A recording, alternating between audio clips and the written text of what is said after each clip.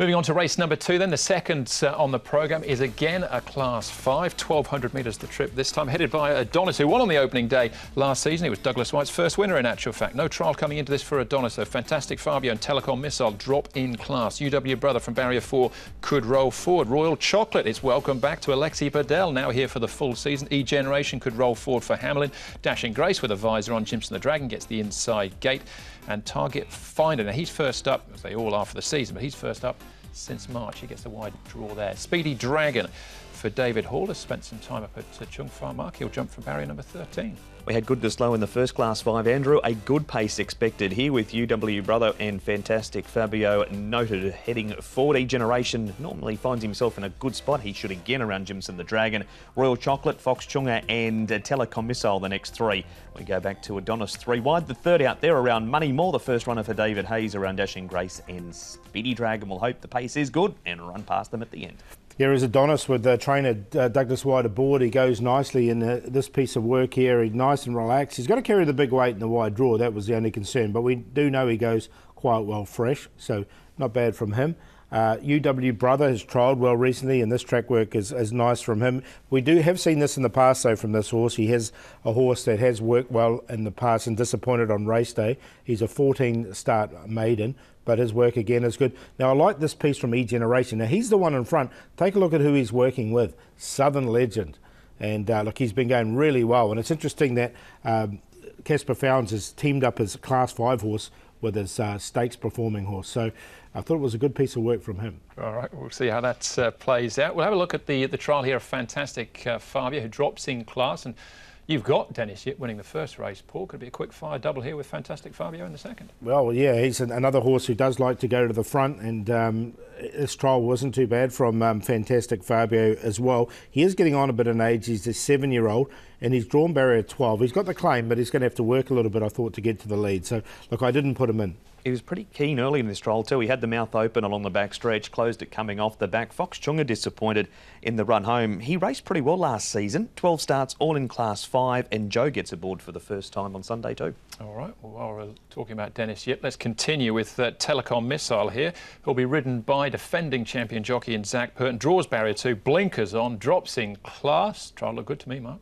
He did. He gets passed up the lane here by 1 or 2 to Telecom Missile, but he wasn't extended either. He was 4 wide early, was able to work up outside the leader at the far turn, but he's under a nice hold here at the 100-metre mark. Not asked too much by Zach in the run to the line, Paul. No, he's had 6 starts. He hasn't done much in a higher grade. He does drop to Class 5, and a couple of red flags there, isn't there, with blinkers going on him, and also Zach Purton as well.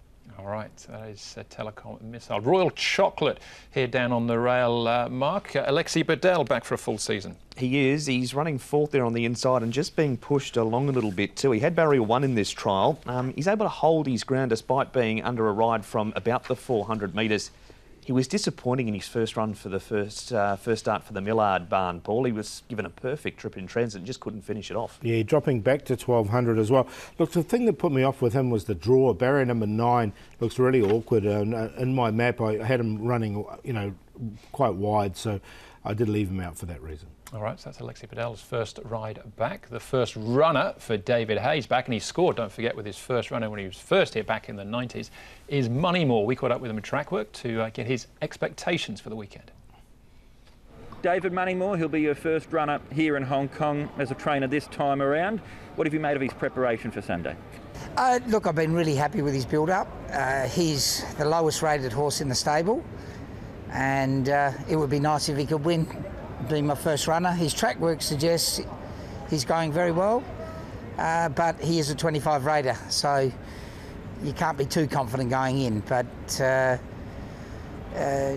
his trial was excellent. Yes, he didn't trial like a 25 rater, did he? No, he didn't, but I just got to keep telling myself he is, but it'll be a lovely omen. Last time I was here, my first runner was a winner, and you never know, this fella's a reasonable chance. A couple of gear changes with him as well? Yeah, look, I just sort of felt we'll start from scratch with him, and he seems to have responded really well. You've got 5 runners overall on the day for the opening day of the season.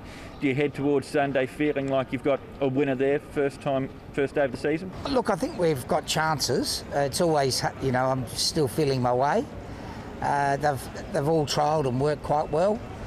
I'd say the one that's probably going to struggle a little bit is Monica, but I think all the others, it wouldn't surprise me if they weighed in. And as we say, it's your first day of the races this time around in Hong Kong. It's been a long build-up. Are you looking forward to the games beginning? Yes, I've been here now for 9-10 weeks, and there's not much we can do at this unfortunate time except work, and hopefully it'll pay a few dividends. Good luck to David then, a return on Sunday, Moneymore being his first runner. One more race to have a look at, and it's Adonis, Paul, who struck on the opening day last season for Douglas White. Can lightning strike twice for him? And so E-Generation, certainly got to consider him as well. Yeah, he's going to find a little bit harder here, I think. He's going to carry the top weight here of 133. He's got barrier number 11, and he is up in the ratings. But look, he does go well fresh, so he's hard to dismiss Adonis. I've managed to find a spot for him. And this last run at the back end of the season I thought was very good, Mark.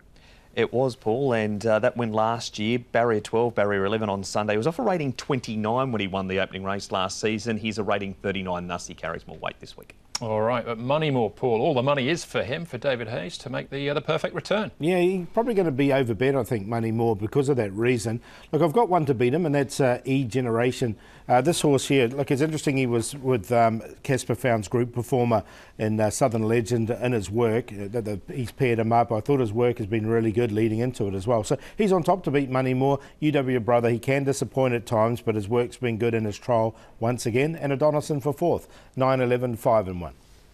Speedy Dragon number 4 for Blake Shen and David Hall to get on the board nice and early. He's coming back in distance from the 1400 to the 1200 metres. He's never beaten too far. As long as the speed's good enough, he shouldn't be far off them at the end. Moneymore trial great, but as a 22 start maiden. Fox Sugar trial awful, but raced well last season. Comes back onto the turf, the trial on the all-weather, and Adonis with the top weight. Little wrong with the way he finished last season, a third, a fourth, a fifth, and then that narrow second last time out. I've included Adonis as well, but Telecom Missile for me, down in class, blinkers on, good draw. Zach Pern, his first ride of the day. I think he can make it a winning one as well. 2 races down, the feature races. Race number 8, the HKSAI Chief Executives Cup. Race 3 is up next for us.